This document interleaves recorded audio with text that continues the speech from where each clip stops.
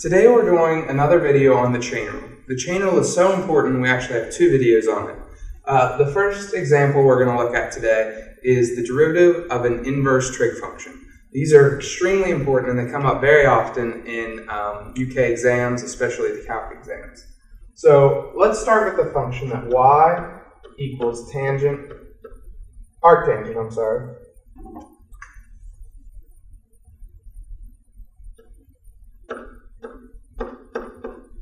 of x.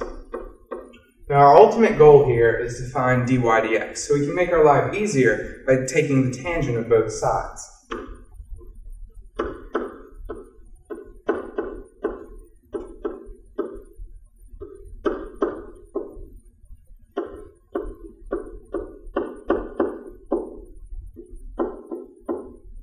And when you take the tangent of an arctangent, you just get the original function, you get x because these are inverses of each other. So this is equal to x. So what we have is that tangent of y is equal to x. Now we're going to take the derivative of both sides. So the derivative of x is 1, and the derivative of tangent of y is secant squared of y dy dx. Now simply divide by secant squared of y, we get that dy dx is equal to 1 over secant squared of y. Now, a handy trig identity that you might remember is that secant squared is equal to 1 plus tangent squared. So what we can say is that dy dx is equal to 1 over 1 plus tangent squared of y. And then we also know that tangent of y is x. So tangent squared of y is x squared. So our final answer that we get is that dy dx is equal to 1 over 1 plus x squared. So now let's look at another example. Say we wanted to take the derivative of, let's say, arcsine. You can use the exact same method, and what you'll get is that the derivative of arcsine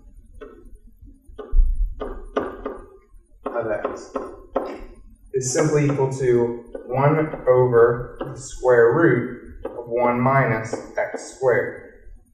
Likewise, if you do it for arc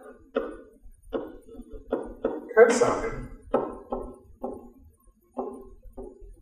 of x, you get negative 1 over square root of 1 minus x squared.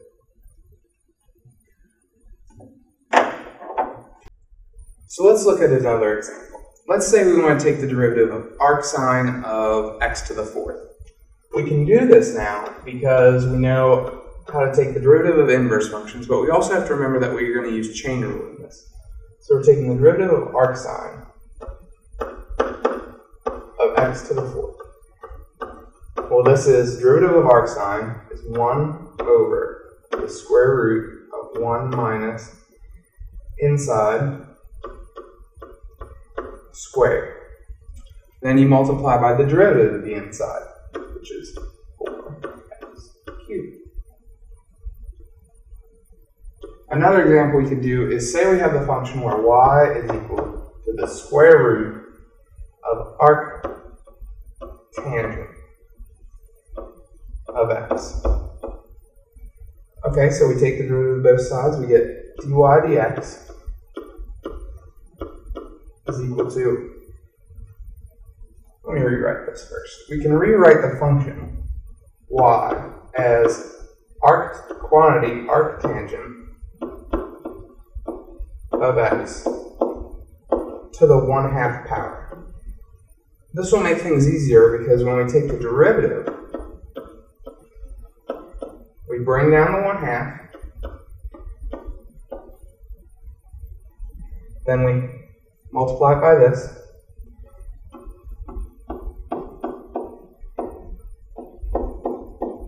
decrease our power, and then multiply by the derivative of the inside. Derivative of arctangent, 1 over 1 plus x squared. Another example we can look at is, say y is equal to the square root of sine of x squared.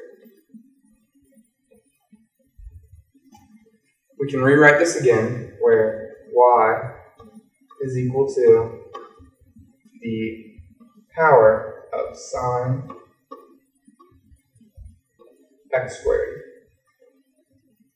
raised to the 1/2. So now our derivative, dy dx, is simply going to be 1/2 quantity sine x squared close quantity to the negative 1/2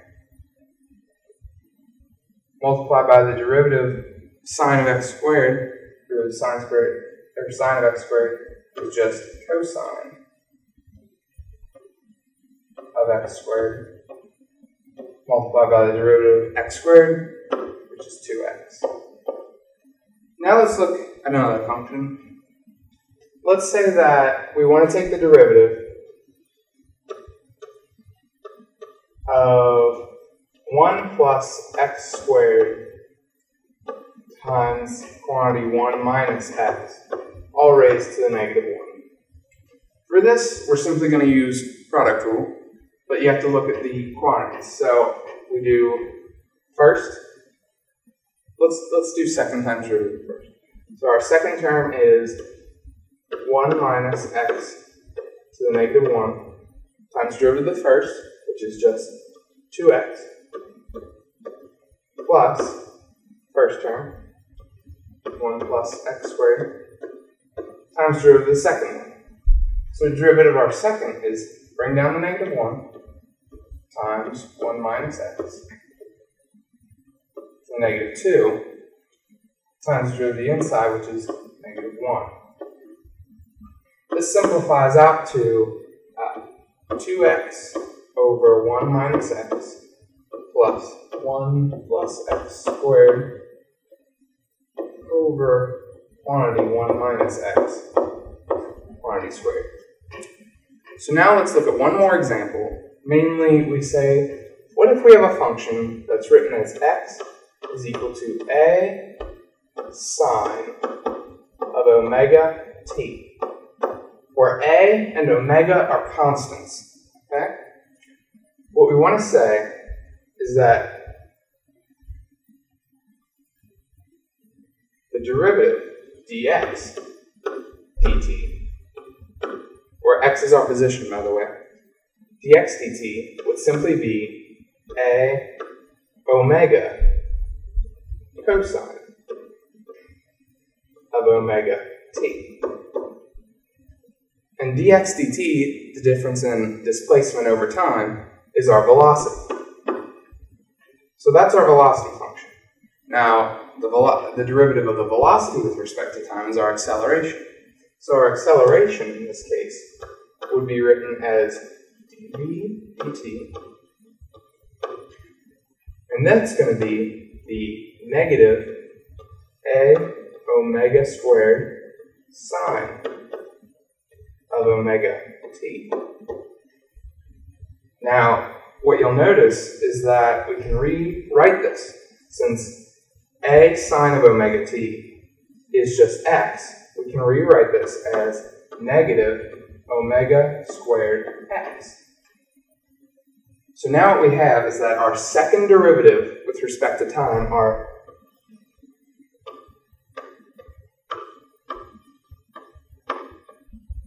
is equal to negative omega squared x.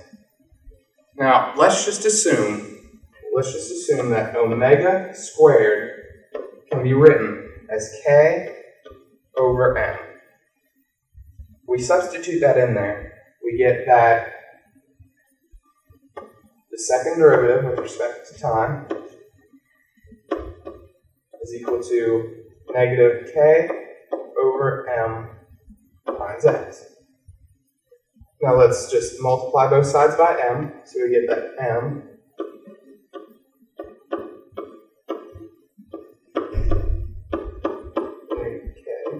kx. Lastly, this derivative, the second derivative with respect to time, is also known as the acceleration. So we can write this final equation as ma is equal to negative kx. Now mass times acceleration equals negative kx, as you all know, is from physics, and it's known as Hooke's law. And it's incredibly important in oscillations. In your later calculus classes, you'll use it a lot, especially in physics, calculus, all kinds of areas.